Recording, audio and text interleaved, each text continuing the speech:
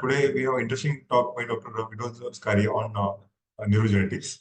I'd like to request our President, Dr. Sapalagurity ma'am, to introduce the speaker for today, introduce the experts and moderate for today's session. Over to you. Thanks. Welcome you all. Today's speaker, everybody knows, and he has taken quite a few talks on what the experts to know. And when we had a series of neurogenomics before we started the SIG, and our dear friend, physician scientist, Dr. Vinod Scaria, and he has been our collaborator and was working as a senior scientist earlier in IGIB. Now he has moved on to as a senior consultant at Vishwanath Cancer Care Foundation and is also an adjunct professor in IIT Kanpur with innumerable publications and editorial board members of many international journals and CSIR Young Scientist Award, and also Kavli Frontiers of Science Fellow of the US National Academy of Sciences and Fellow of Royal Society of Biology and Royal Society of Public Health. He's a young scientist who has made it pretty big by this time. Thank you so much, Dr. Vinod, for supporting us. And our experts for today are Dr. Gautam Udupi, who's an associate professor, Department of Human Genetics, NIMHANS, Bangalore, who is a postdoctoral fellow in clinical genetics, and he's MD in psychiatry.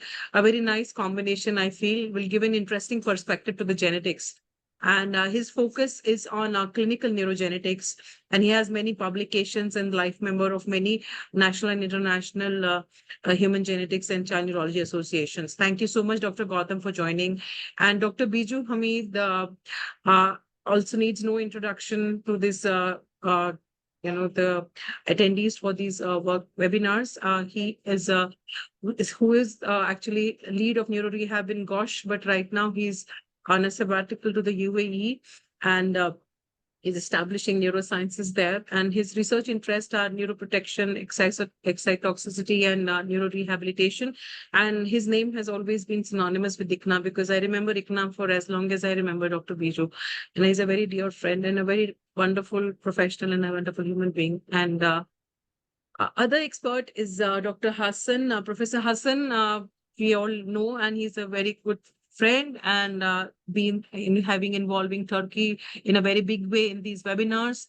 And he's a pediatric neurologist and epileptologist at the Izmir Children's Hospital in Aegis Children's Hospital in Izmir, Turkey, and he's heading there.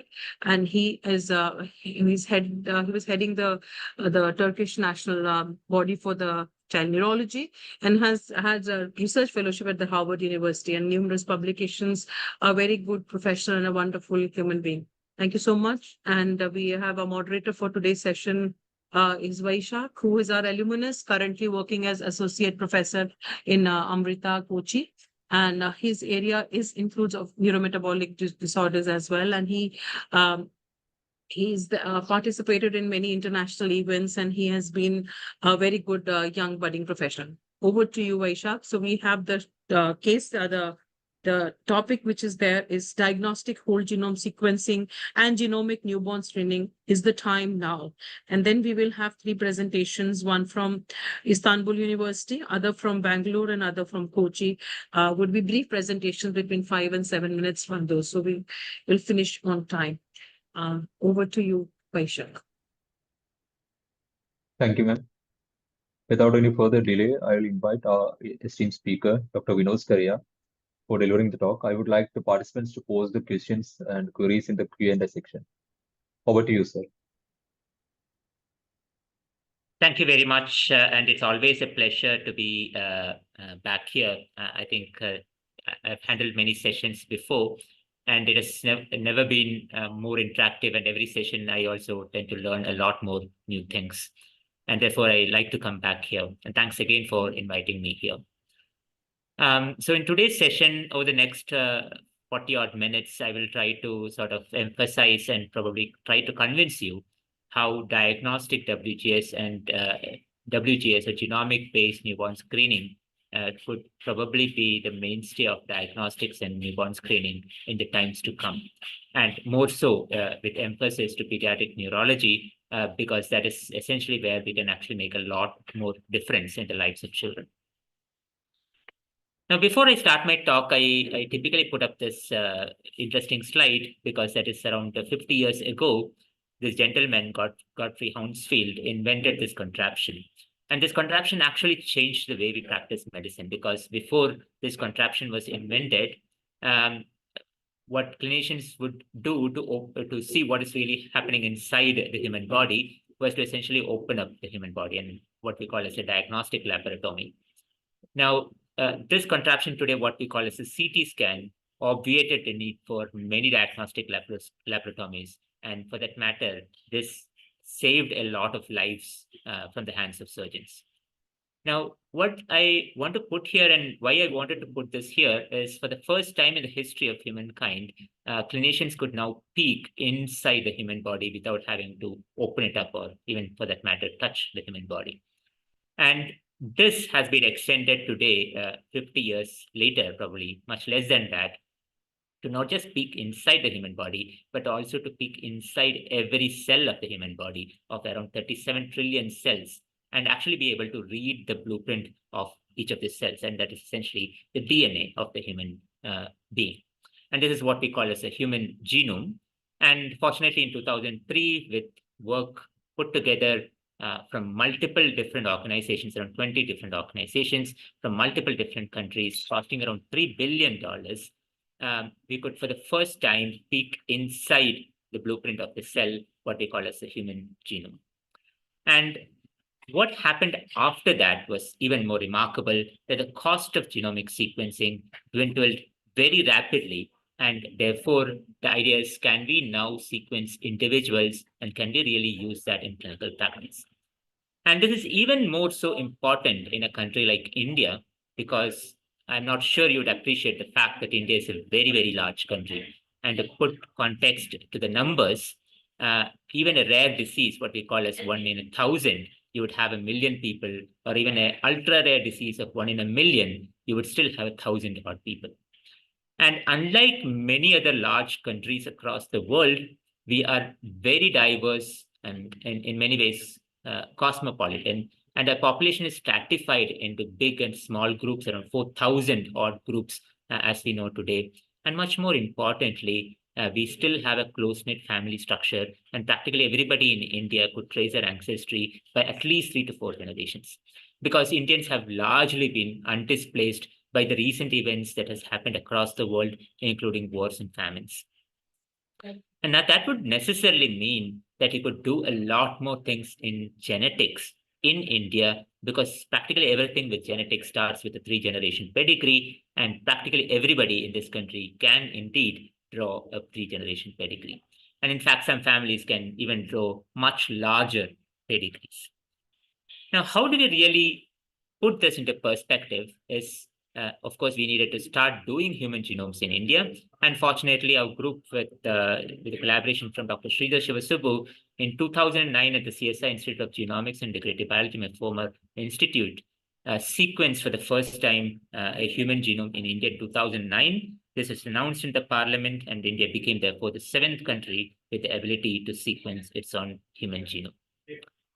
Now, you might ask this question: what is a human genome, and why is it so different from all the other genetic tests that we do?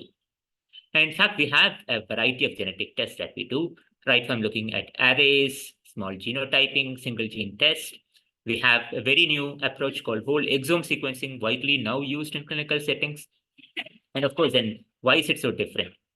In fact, a whole exome sequence that we call as, in many ways, a mainstay of genetic diagnostics today in clinical settings, sequences only around 1% of the genome. And for that matter, it sequences only the protein coding exon. Of course, in many cases, it would cover some other regions, but largely a very small proportion of the human genome is covered. But a whole genome sequencing can actually cover almost every single base of the human genome.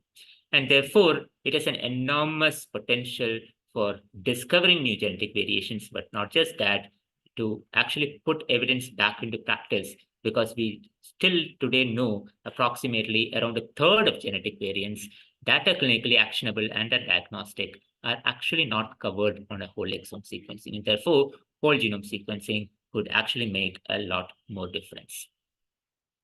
Now, apart from that, what is the other important thing is that today when we talk about a genetic test, we talk about multiple kinds of genetic tests, each of them looking at different kinds of resolution of genetic variants. So when you look at a chromosome scale abnormality, you do something like a chromosomal karyotyping. You could do a FISH for much smaller abnormalities. You could use MLPA, you could use array CGH for deletions, duplications. You use repeat prime PCRs for repeat expansions. You use sequencing, either a single gene or a panel or a whole exome for SNVs or single nucleotide variations and small indels. So you use a variety of tests, and in many ways, the patients have to go through multiple of these tests. That would necessarily mean that a significant amount of time is gone, because each of these tests on an average takes a few weeks to be analyzed and interpreted. And more importantly, a significant amount of money is spent on such piecemeal approaches to sequencing. Now, what a whole genome would offer you today is that you can do all these kinds of tests all in one single test, and much more importantly, probably much cost effective than doing it separately.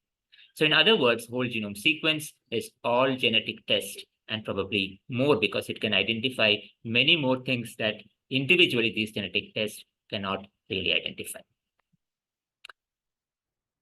Now, I'll probably start with just one example, and this example is a story of a child called Ashi. Of course, the name is a pseudonym. And this is also when we were fortunate to have worked with colleagues at the All India Institute of Medical Sciences, including Professor Shefali Gulati.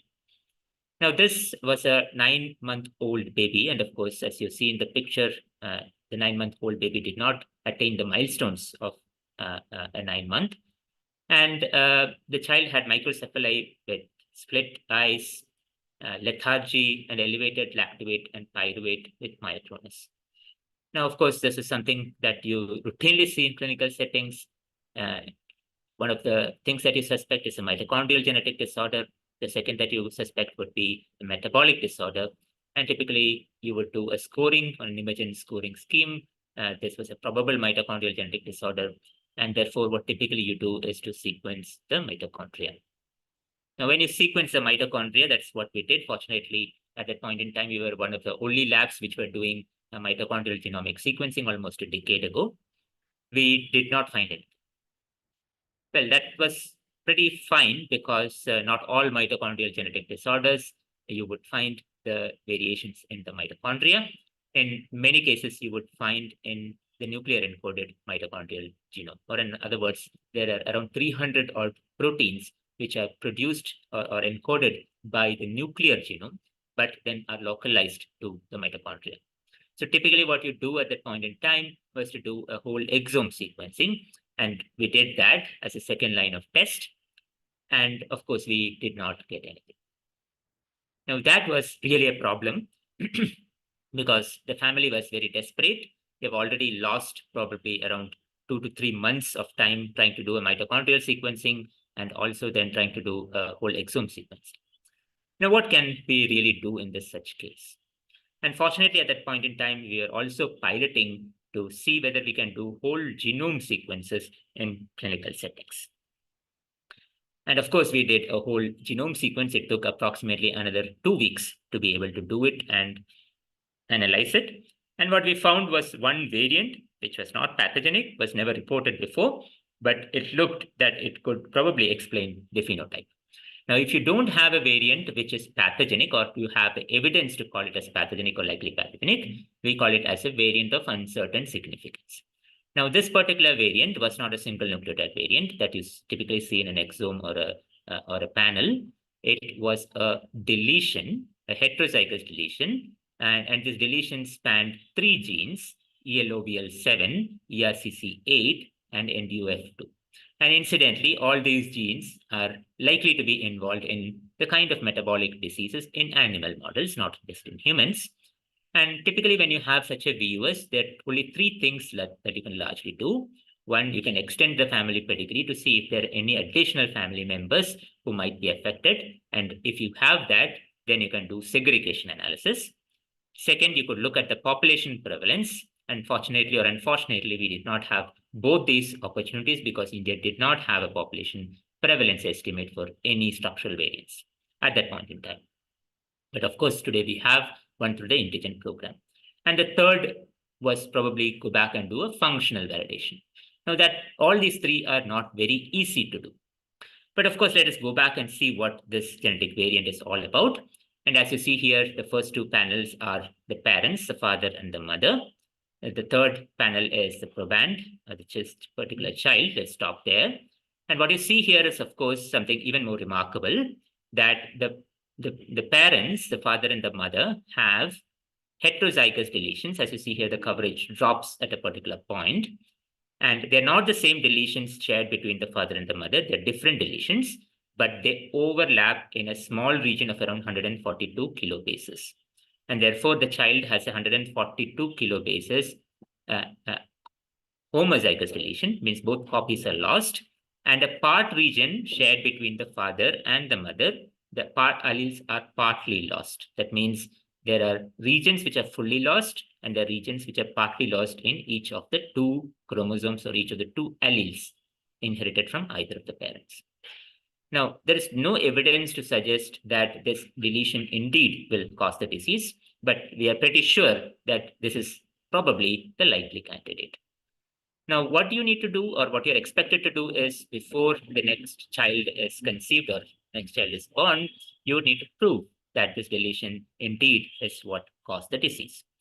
And that's when we take up model systems. And here the model system that we use is, of course, the fibroblast, which could be isolated from the patient. You could do a mitochondrial assay and be able to show that the mitochondria was indeed defective, and therefore this gene was indeed the cause of it. So you can look at protein expression in the fibroblast for this particular genes which are deleted in the fetus.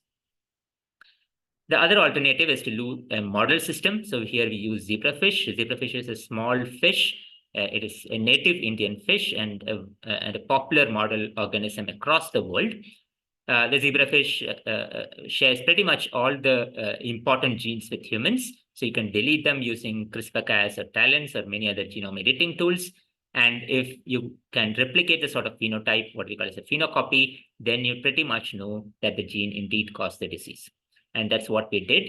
We did show that the zebrafish embryos are deformed and, of course, has a mitochondrial genetic defect. Now, of course, that would mean that quickly we will need to create an assay that can be applied back on the CVS. And we built an MLPA assay for this particular region. And all this was completed in approximately around 8.5 odd months. And then the family came back to us. We did a prenatal testing on the CVS, probably one of the first CVS whole genome sequencing done. We did demonstrate that the CVS indeed had the same deletion, and therefore the family decided to terminate the pregnancy. Now, of course, that was not something that was happy, but of course, consequently, the family had 3 more pregnancies which were devoid of this genetic deletion. All the children are surviving today, and they have a happy family of 3 children, all because we could do a whole genome sequencing well in time. Now, if you think this is just an isolated case, no, this is not an isolated case. In the Guardian program, we had many such cases where whole genome sequencing could actually end up with a diagnosis of the child. Now, mind you, this diagnosis was not possible with any other of the test or the NGS test that was available right from mitochondrial sequencing or a whole exome sequencing, but a whole genome sequencing, though expensive at the point in time, could provide very useful insights to the family and the clinician to treat or manage the condition and plan the next pregnancy. Now, of course, fortunately, now in 2023, we do have a wealth of data from multiple different programs across the world on trying to estimate what is that a whole genome sequencing can provide in diagnostic positivity than standard of care. And today, at least in some places, the standard of care is a whole exome sequencing. Not all places, but nevertheless, the standard of care is far inferior than whole genome sequencing. And this is one study published in 2018 from Canada, which evaluated around 100 odd patients.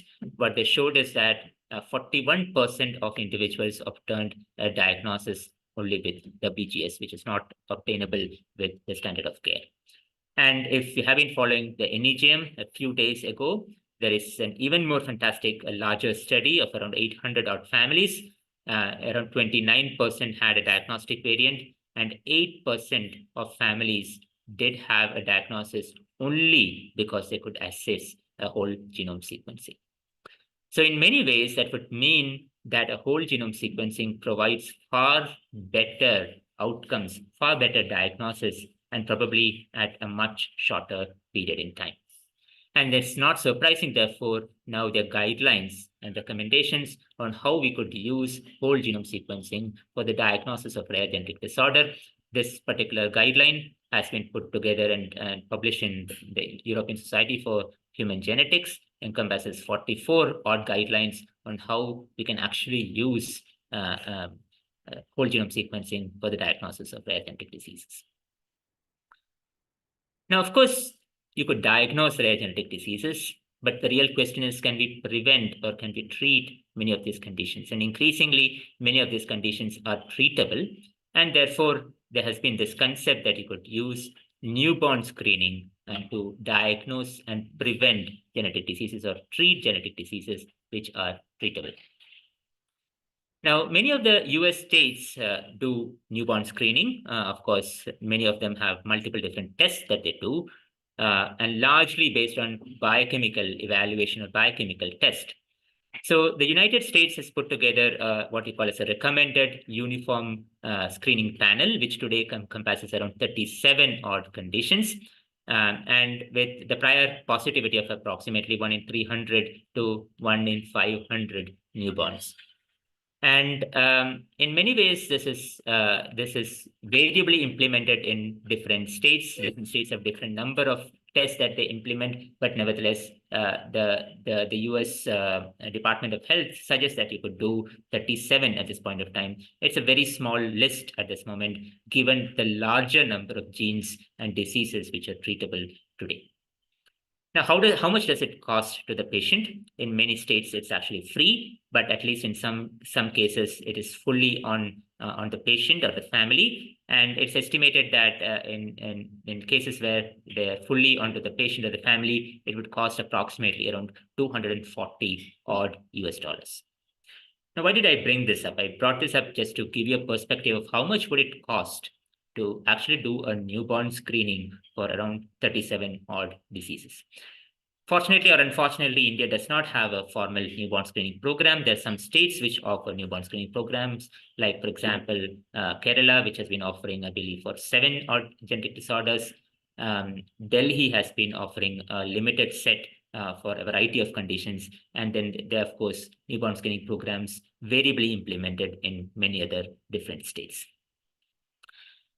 Now, while this has been implemented and is being implemented across the world now, at least in the developed economies, what is really happening today is the cost of nucleotide sequencing has been dwindling extremely rapidly. And in many ways, you can look at the x-axis, that's the time, and the y-axis is the cost in log orders. They're not linear scale.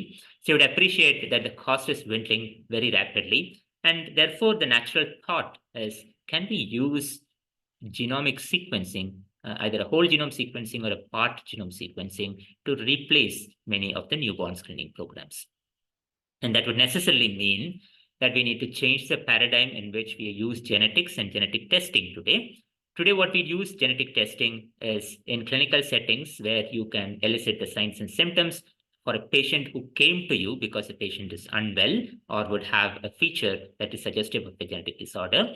And a genetic test is actually part and parcel of the clinical workup that you do. And the paradigm shift would necessarily mean that you could do whole genome sequencing very early on, not part of your diagnostic workup because you don't have a patient, you have normal individuals, healthy otherwise. And using your genome sequence, you could evaluate whether the individual is likely to develop a disease, early onset or late onset, and now be able to treat them even before the onset of the disease. Now, of course, in a medical parlance, this would be heresy because this would necessarily mean that you would need to create a new breed of doctors who would look at genomes and not have patients come to their clinics. because you essentially want to treat them even before they have the disease. Now, if you put in numbers, approximately 1 in 182 newborns today would have a condition which is treatable. And in many ways, this is an underestimate because many of the prevalence estimates for treatable genetic disorders are variable across populations and are not very widely known. Many unknown or unidentified genetic diseases, which are quite prevalent in the population, might also be treatable. The best example being familial hypercholesterolemia, heavily underdiagnosed disease, which today is very well treatable, and there's a wealth of evidence on why we should probably identify them very early on, at least in the newborns. Now, this is really a favorable number because this practically doubles the output of a newborn screening with the wealth of information that's available today. And for people who are interested, you could look at this very interesting website called RX Genes, and you could search for diseases which are treatable. And this is a very updated resource and widely used by the community to understand what are the new therapies or specific management protocols for genetic diseases which are available. So that necessarily means that you would not want to keep every single gene in the genome for a newborn screening program. And that is for obvious reasons, because most of us would not want to understand whether you have a genetic disease which is not treatable. And what's the point in knowing that you have a genetic disease that is not treatable? What you want is to have a genetic disease which is treatable. And more importantly, the gene should be very prevalent, or the variant should be very prevalent. The variant should be penetrant. That means that if you have the genetic variant, your likelihood of developing the genetic condition should be very large. There should be enough evidence on actionability. There's no point in revealing a genetic variant to a patient when there is nothing to be acted upon. And much more importantly, the gene or the condition should be treatable, either not just treatable, but with an accessible, affordable, equitable therapy. Now, that really is a problem because for many genetic diseases, you don't have very accessible and affordable therapies available. But of course, as we improve our therapeutic armamentarium for genetic diseases, many of them have actually become affordable and accessible, at least in some economies, at least with insurance provision, so on and so forth. Now, of course, you also need to go back and decide upon the Jugner's principles, which are essentially set up by the WHO to look at what genes and what diseases to be implemented for newborn screening program. Now, of course, there are multiple newborn screening programs using genomic information, which is running across the world. At least 7 of them have been listed in here. And many of them have prevalence estimates now very well documented. Many of them use either a WES or an NGS panel. At least some of them use a WGS. And all of them have very significant sensitivity and specificity measures comparable or even better than many other traditional newborn screening methodologies. For the brevity, let me just discuss just one program and the inclusion criteria of genes into the program. And this is the very recent Genomics England Newborn Genomes Program, which largely looks at 4 different parameters. Is there enough evidence for actionability? Is the condition treatable? And if the condition is treatable, is there an equitable access to the therapy? And much more importantly, is it a penetrant disease by which if you have the genetic variant, what is the likelihood or what's the probability that you would indeed develop the condition? So broadly, if you look at these programs across the world, mostly run out of the United States, UK, and maybe others in Europe and Australia, you would see that each of them have a very different gene list, and in many cases, the gene list don't much overlap with each other. But nevertheless, there's a core list of around 53 odd genes which overlaps with practically all the programs that are currently running across the world. And many of them are inherited disorders of metabolism. Some of them are respiratory system disorders and cardiovascular system disorders, apart from immune system disorders, including primary immunodeficiency, as well as autoinflammatory diseases, which are also quite prevalent in not just the US and the European population, but also across the world. So in summary, today what you have is approximately around 200 odd conditions caused by around 500 odd genes and genetic variants. And the the UK study, which is called the Generation Study, today is quite ambitious to be able to look at around 100,000 odd babies starting this year. So broadly, what we need to think about inclusion or using of the use of genomic newborn screening programs is one, there needs to be efficacy or there needs to be evidence. Second, there needs to be affordability and accessibility of therapy.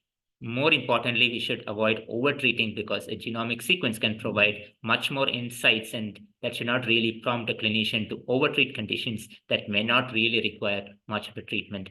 And more important, there it opens up a fantastic new set of gray areas, including off-label use of drugs, its implications on offsprings, and more importantly, other blood relatives who might be alive, and more importantly, who might not be born yet.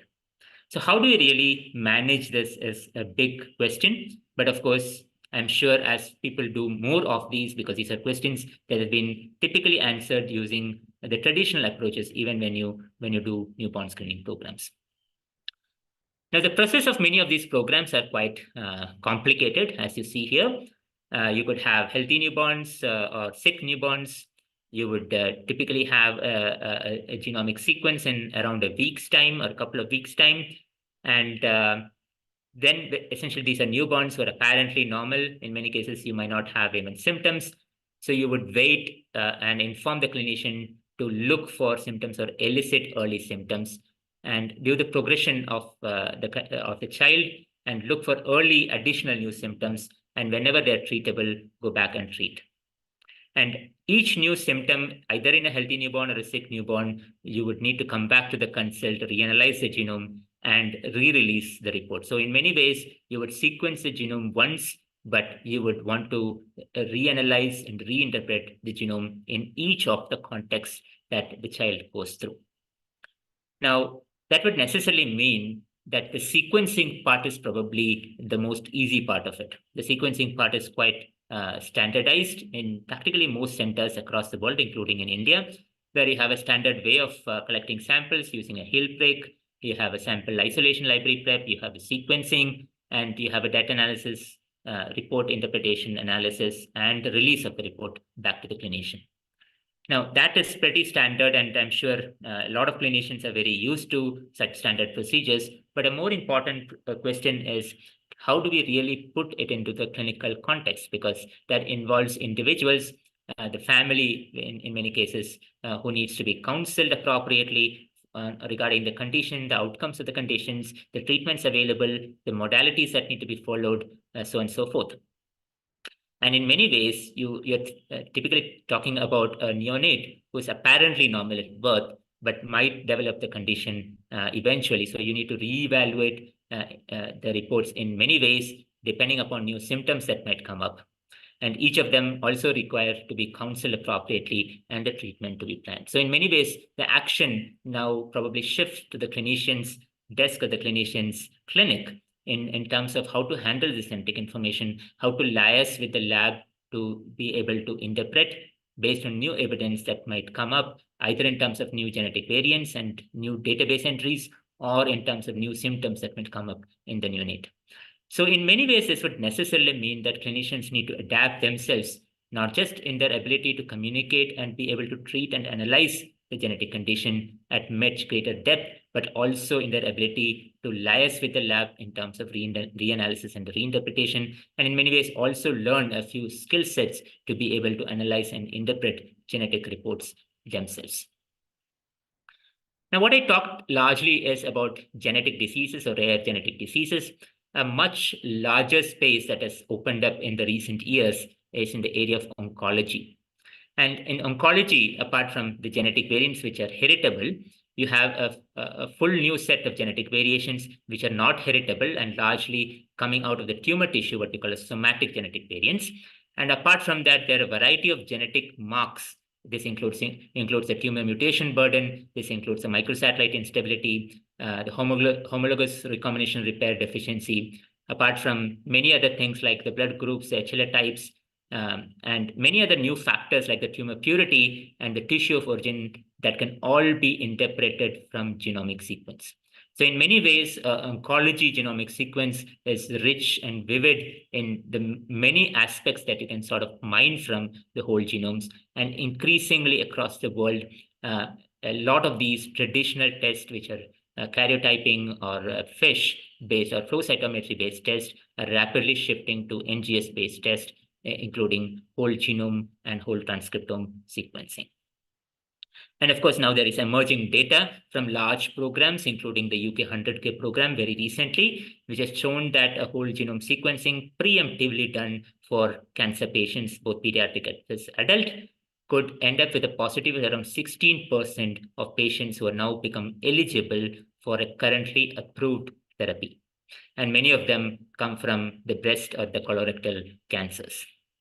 And there's also data from Asia with around 77 cancer patients from Korea, where they suggested that approximately 60% of patients do have an actionable genomic variant when you do a variety of cancers.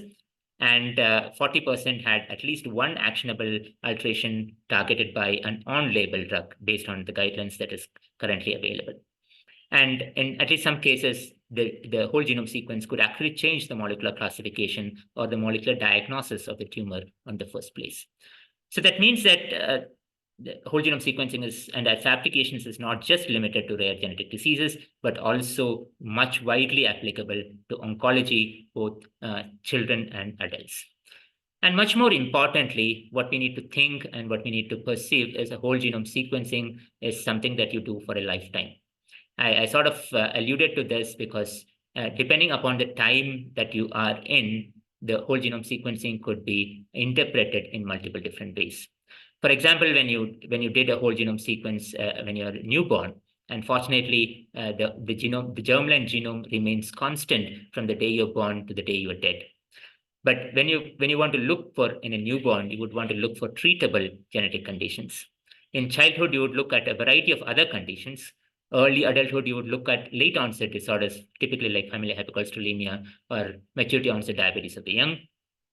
You would also want to look for carrier status of genetic variants because you would at that point in time think of having a family. And much more importantly, in the middle age and old age, you would look for neurodegenerative disorders and of course, hereditary cancer syndromes, which genomic sequence can provide very early insights and of course, clinical paths forward to mitigate the cancer, either through early detection and screening or through preventive approaches through surgeries. And much more importantly, you could look for pharmacogenomic variants, which are genetic variants which could affect the way the drugs could affect on your body. So in many ways, what you need to think is that while clinical medicine is largely going to start from the day you have the symptoms or signs, right? That is when the clinician looks at a patient, and that's when the patient comes to a clinician. But genomics can actually take it far broader, right from birth until death, through the course of the disease, not just after you have elicited your signs and symptoms, but much before the pathology has actually set in. At least in cancers, in a variety of conditions, you can estimate the germline risk and be able to at least prevent the condition happening in the future. And the other aspect that would probably impact everybody is what we call as pharmacogenomics. Today is ample evidence which can predict using genomic information what are the drugs which are contraindicated, and this today encompasses close to around 29 odd genes. You could look at secondary findings. So secondary and incidental findings, ACMG has a very detailed guideline and updated guideline. And today we have a version 3.2 for this guideline with a much larger list of genes for diseases which are treatable and preventable, and many of them are late onset disorders. And more importantly, you could look at germline predisposition, especially for conditions like cancer, and be able to mitigate. And population genomes have actually allowed us to look at the frequency of many of these conditions and genetic variants. On an average, every Indian has approximately 8 clinically actionable pharmacogenomic variants based on today's level of evidence. That means that whole genome sequencing is going to impact everybody on Earth. And many of these drugs are pharmacogenomic variants for which you have are quite prevalent in the population, and that would mean that you could, rather than do a trial and error, be able to treat many of these individuals very precisely and avoid significant adverse reactions. But what we need to adapt to and what we need to keep in mind is that since genomes are for a lifetime, we need to adapt as a clinical in the clinical setting to be able to analyze and reinterpret genomic information over and over again. And we, as newer therapies and newer diagnostic markers to come into picture, you will need to handle how to do the reanalysis, reconsent, and how to handle the outcomes, because this is an ever-moving field. Every new day, there is a new genetic variant and new disease being discovered. And much more importantly, the armamentarium of therapeutics that can treat genetic conditions are far expanding over the last decade, and that will accelerate over the next coming decades, especially with newer therapies like gene therapy and cell-based therapies becoming increasingly available and increasingly becoming affordable and accessible. And therefore, you also need to have tools to be able to connect this genomic information in real time in a clinical setting through a secure, scalable, privacy-protected, and clinician-enabled point-of-care system. And of course, I'm sure this is not something that is new, because this is something that we use day in, day out with the banking system. We access cash through ATM systems, through point of service equipments, through online websites. And this is something that we need to adapt to genomics. And more importantly, how can we communicate evidence in genomics using a point of care system? And of course, we have one pilot of this, which we launched in 2019, which is called the Genome Card and presently marketed under the name Pocket Gene.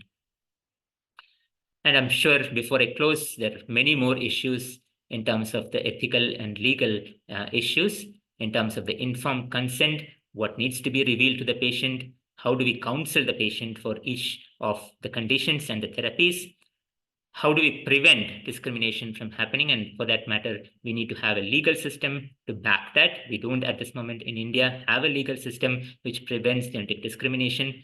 And most importantly, for late onset diseases, as newer therapeutics emerge, like for example, for Alzheimer's disease or Parkinsonism, while they're not very well treatable today, as newer therapeutics emerge, how are you going to, or when are you going to counsel the patient? Are you going to counsel the patient when it's a newborn, or are you going to counsel the patient when he or she is an adult?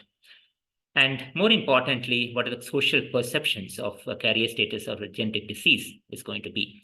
At least in my opinion, this is probably not going to be much of a problem, because as more and more people realize that there is nobody who is normal, we would all have genes and variants which would predispose us to multiple conditions. And of course, indeed, we are carriers for a number of genetic diseases. Our society would adapt, but how quickly can we adapt is the big question. So in summary, what I can sort of close is to say that genomic sequencing is becoming much more affordable and therefore would largely become the mainstay of diagnostics as we move forward, and also the mainstay of genetic screening in terms of genome-based newborn screening procedures. As technologies advance across the world, I'm sure this will also come back to India. And fortunately, we do have the capacity and the knowledge base to be able to implement whole genome sequencing-based diagnostics as well as newborn screening in the country. And more importantly, we need to go back with the understanding that genetic diseases are not rare. Approximately 1 in 10 individuals do have a genetic disorder. Many of them remain undiagnosed and underdiagnosed. And with more whole genome sequences available, there are countries which are doing millions of genomes at this point in time, and there are countries which are doing genomes for their entire population. And as we do more, we would uncover many of these diseases, and many of them would actually become treatable. And therefore, probably there is no better time to implement genomics, and genomes are for a lifetime. Whether you're a newborn or whether you're an adult, you're all going to benefit from it. Thank you very much.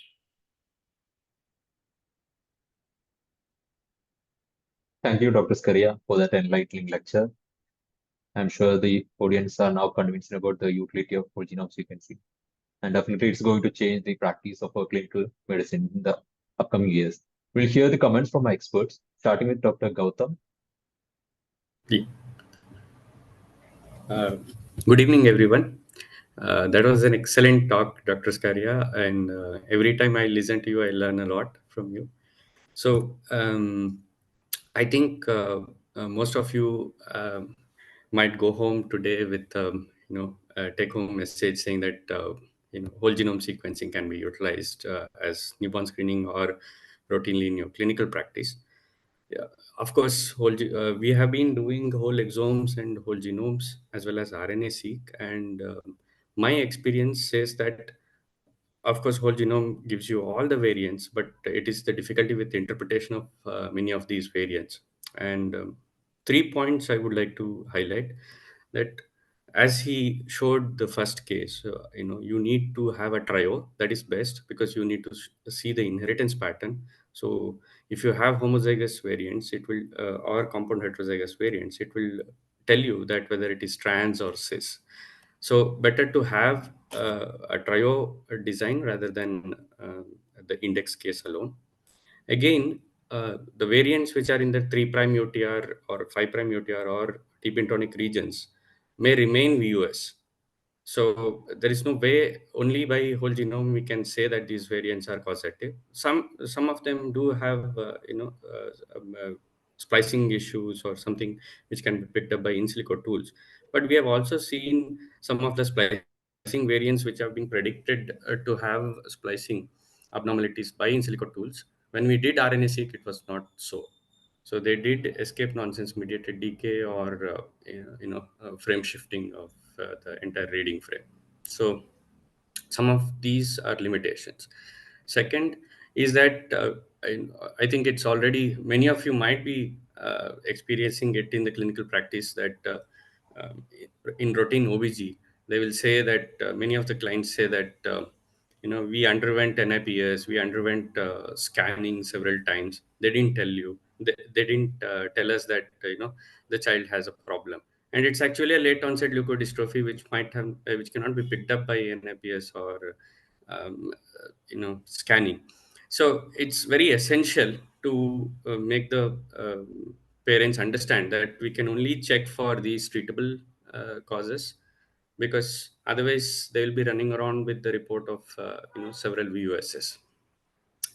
So I think considering these points, one has to be cautious, but I'm sure that whole genome combining it with RNA-seq could be the future. Thank you. Yeah, absolutely. I agree to you, Dr. Kato. Thank you, sir. Dr. Biju?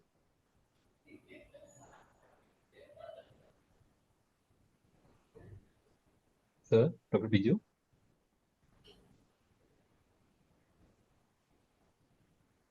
I think if Dr. Biju is not available, Dr. we'll Hassan, move on to Dr. Dr. Hassan. Yeah, Dr. Hassan has to actually join another panel at 9 IST, so which is 6 minutes from now. Dr. Biju, before you, can I have Dr. Hassan, because he has to join another panel. Yes, of course, Hassan. Yeah, Yes. yeah. He actually dropped out in between to start his car. He was driving and Oh, yeah. listening. So can you speak, Dr. Hassan, or Dr. Biju will? Yeah. Dr. Hassan, can you speak? You can just put the speaker on. Or have you reached your... I Okay, think whenever you want to stop, whenever you want to start, you can unmute, then Dr. Biju will stop. Dr. Biju, yours. Hi, Dr. Scaria, it was nice listening to you as always. Now, the institution where I'm based, you probably know, with G42, M42, there is a current plan for rolling out rare disorder screening. And obviously, with the power of G42 using AI technologies. And of course, I completely subscribe to all the points that you've mentioned and also what Dr. Gautam said.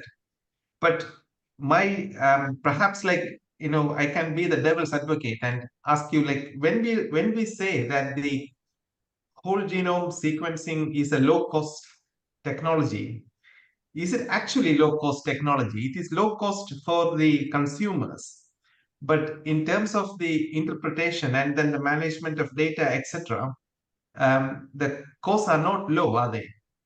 because I remember when we started like 10 years ago, there used to be a saying like the $1,000 genome, but $1 million interpretation.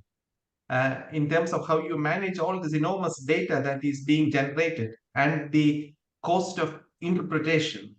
So my first question is it really low cost technology? Yeah, so that I can answer by saying that in 2009, when we did the first human genome in the country, it would cost around 30 lakh rupees. That is approximately, I would say, 30,000, 40,000 US dollars. Today, you can actually access a clinical grade whole genome in India at around $350, $400. And that cost reduction is going to accelerate. Probably you're going to get a clinical whole genome sequence at around $100, probably 2 years from now. The consumable cost of whole genomes have actually come less than $100. But I'm saying the price point at which you can buy a whole genome or you can prescribe a whole genome will come in around 2 years from now. Now, you asked a very pertinent question in terms of what is cheap and what is affordable. And this is something that has been a question world over. And there is only one answer to that. That is to sort of benchmark it to per capita GDP, right? So when you talk about India, today we have a per capita GDP of around $2,000. Even $100 genome is quite expensive. But when you talk about the United States, which has a per capita GDP of what, 15, 20,000 US dollars, right? A $100 or $200 newborn screening program and a $100 whole genome is quite cheap. And when you talk about UAE or Qatar, which has much larger per capita GDPs, that would necessarily mean that the whole genome sequencing at today's cost, even when you say $300, $400, or even for that matter, $1,000, is quite affordable, given that the per capita GDP is quite larger. Now, why are countries doing this? Their countries are doing this because by doing this, you can, even if you add a few years to a productive life, you have pretty much recovered that in terms of per capita GDP. Right? Just think of it. If you extend the life of an adult by just 5 years, you've gained back 50,000 US dollars. Right? And that is far, far more than what you actually spend on a whole genome. Right? But of course, the bad perspective to put is if you extend the life of an Indian by 10 years, right, it is still not going to match that number. So as the country improves, as the country progresses in its GDP, yes, most of these technologies will become affordable, right? But what we are thinking about is a new generation who is going to live this earth as adults 30 years from now.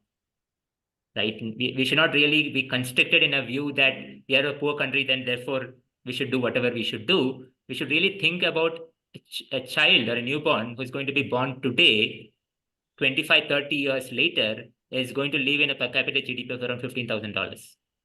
Right? So you should always think of it as an investment into the future for the child. But again, like, you know, in terms of diseases that are more relevant to the population, as in the common diseases that are responsible for higher morbidity and mortality, they have a relatively, I'm just trying to see like the argument against whole genome as like a public whole genome screening or whole exome screening as a public health tool. Like in terms of the more common diseases that have got increased morbidity and mortality, they tend to have a relatively low genetic component, don't they? Yeah, so of course you cannot, I mean, a newborn screening is not going to treat every condition that comes to the child. It's going to treat a list of conditions which are highly actionable and are cause of mortality and morbidity. I mean, I'll just keep an example of just one disease. A very underdiagnosed disease in India is Wilson's disease. The carrier frequency in the population is approximately 1 in 100. Dr. Vinod here works on Wilson's disease and is an expert in Wilson's disease. Now, this would roughly translate to 1 in around 30,000 children born with the disease. And disease is treatable, right? It's not very expensive to treat. You have the treatments available in India, manufactured in India, very cost effective. But I will say 99% of the children with Wilson's disease are not diagnosed and not treated. And to me, that is criminal, right? I agree. Because we were at the recently we were in Cape Town for the International Child Neurology Congress, and the team from Bangladesh was presenting about metabolic conditions there. And it turns out that for the whole of Bangladesh, there's only 2 tandem mass spectroscopy machines in terms of screening for metabolic conditions. Right. And that's the sort of situation that they are in. 2 TMS machines for the whole country. And then if we are asking them to invest in genetic sequencing, that is a problem. No, I don't think that's a problem. I think that is a way to leapfrog in technology because of 2 reasons. I will take one example of phenylketonuria. Now, phenylketonuria is very prevalent in India, but there is a north-south difference in the prevalence of phenylketonuria. Now, Kerala is a southern state which implemented a phenylketonuria screen because every other newborn screening program does that and probably found nothing, right? That is money lost, right? Now, do you create statewide newborn screening programs for very relevant conditions? The answer is probably no, because that is never going to be cost-effective to develop, validate, and implement, right? Now, if you really think about what is going to be cheap tomorrow, that is going to be whole genome sequencing, right? But unless you start doing it today, learn how to do it today, you're never going to implement it 5 years from now. Right. The point is not to say that I'm going to implement whole genome sequencing today. No country has the scale. Even the US doesn't have the scale to do that. Right. But the question is, can we create our clinical ecosystem tuned to handle this new variety of data today so that half a decade later, we can put it as the mainstream newborn screening program, right? With the anticipation that costs are reducing. That should be the thought process. Yeah, that would be the futuristic way of looking at it. I completely agree. True. And also your point about having looking at specific things, because as Dr. Gautam said that it's well to empower our patients with all the information, but we don't want patients to be empowered in such a way that they are going from doctor to doctor, holding whole genome sequencing reports with lots of indecipherable data. Right. Absolutely. Thank you. Thanks, Dr. Scaria. Thank you. Okay, Dr. Vinod. Vishak, can you go through the questions fast so that then we can have cases? So, many questions are applauds for your talk, Dr. Scaria. So one question by Dr. Sai Shah: if a carrier screening for a prospect couple show a pathogenic gene in each of them, what should be genetic advice for them, whether they should marry or not, or should we offer them prenatal testing? Yeah, so very important question. We should not advise them to marry or not marry. That is a personal decision to make, right? As scientists or clinicians, what our job is to inform what is the statistics, what's the probability. If you're a carrier for a recessive condition, and the 2 spouses are carriers for a genetic condition, the probability of having a child with a genetic condition, homozygous for a recessive condition, is 1 in 4. This is what you need to inform the family. You need to inform the family what are the options that are available, right? And this could include prenatal testing for a diagnosable, treatable condition. This could be early diagnosis and early treatment. This could be, if it's a non-treatable condition, we need to inform whether we could do a PGT and what is the plan forward. The decision on what to do, we have to live with the patients, because we need to believe that they're intelligent enough as grown-up members in the society to make their own decisions. We should not make decisions for them. Our job is to inform them the facts. Yeah, and that is very important. We should always give them options only, and we don't have the right to give. Legally also, we don't have any right. Even in India, mostly they'll come and say, okay, then what would you have done in that situation? They'll put it in the other way, but still we are not supposed to actually, you have to be very careful and don't be, you just can't take, because it is not right. Another time they'll find something wrong and they'll come back and say the doctor did say, not supposed to say. That's good. Yeah, Vaishak, please. Dr. Murali is asking, what is the efforts and plans preventable genetic disease? Efforts and plans for preventable genetic.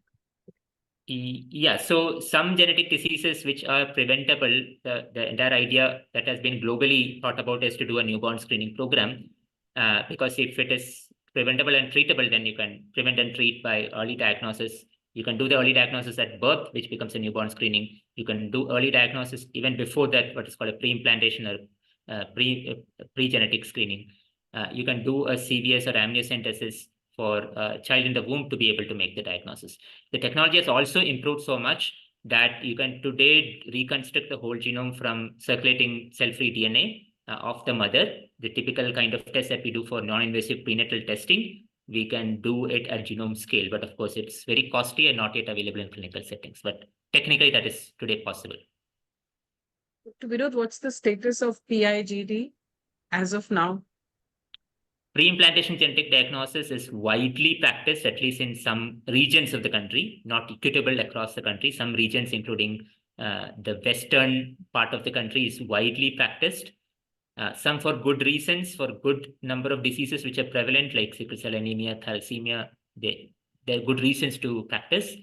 But there are also bad reasons where they have been practiced, including very recently, there have been companies offering it for polygenic risk scores, which I think is extremely unethical and has no technical basis whatsoever. But for diseases which are non-treatable, non-preventable, PGT or PIGT is actually a good way to go ahead. And it's become quite affordable over these years. Mr. Mohammed Shayan has asked, when should we advise for a genetic test in autism? What will be the model of testing? Can whole exome sequence replace other traditional tests? I think he meant for genome sequencing. Right. I'm sure Professor Shivali would have the answer to that. But to preempt, what I would say is autism is not one disorder. It is a spectrum of disorders. A subset of it is actually treatable with, in many cases, a metabolic cause. The idea is, apart from the diagnosis, to also identify the treatable causes very early on and treat them so that they don't progress into the disease. And of course, since autism spectrum disorders and the genetics of autism spectrum disorders largely involve structural variants, which are typically not captured in whole exome sequencing, we do additional tests like array CGH or microarrays, chromosomal microarrays, to look at larger events, structural variants. A whole genome sequencing any day is much better than an array CGH plus exome sequencing at this point in time. Mr. Yaib from Ethiopia has commented, we have no genomic or metabolic study. Which should we strive to establish? Genetic versus metabolic screening program. Yeah, I think there is it should not be considered in exclusivity. Both of them are important because even when you do a genomic newborn screening program, you might come across individuals whom you need to cross-validate using a gold standard. And therefore, you need to have a metabolic screening program also side by side. What you implement in public policies largely depend upon the cost of the test and the prevalence of the disease. In many cases, the metabolic test for newborn screening programs are actually much cheaper as we speak today. But what I've largely been speaking about is evidence from many other countries who have much more money to spend on healthcare and therefore can afford to do whole genome sequencing. But at least in the LMICs, I think both of them are going to coexist with a significant larger proportion of metabolic screening with a smaller proportion of whole genome sequencing as we speak. But eventually, as prices drop, that flip or the tip off would happen where largely whole genome sequencing would sort of replace a metabolic screening, probably half a decade to 1 decade later. In spontaneous mutation of a carrier, what are the chances that they existed in the earlier generations? Yeah, so very interesting question. So in almost all cases, when you have a carrier, that necessarily means that your blood relatives would also have the genetic variant, at least in 50% of those individuals. There are some exceptions, extremely rare exceptions, where you could have de novo genetic mutations, which can occur early in embryogenesis, and therefore all your cells would have it. It would appear as germline mutations, but those are extremely rare. In I would say our cohort of around 10,000 odd patients, we would have seen 2 such cases of a somatic variant which is heritable. They're extremely rare, but otherwise, unless considered, if you find a carrier status, that means that 50% of your blood relatives would also have that particular genetic variant. Mr. Sildas is asking, people with intellectual challenges are not able to make decisions usually then. Yeah, so as the law goes, the guardians are responsible to take the decisions. and the decisions are binding according to the law. So in such cases where an individual is not able to take the decision, the legal guardian is supposed to take the decision. Absolutely. Uh, Thank you. I think we can have one or two left in the end. Can we have the cases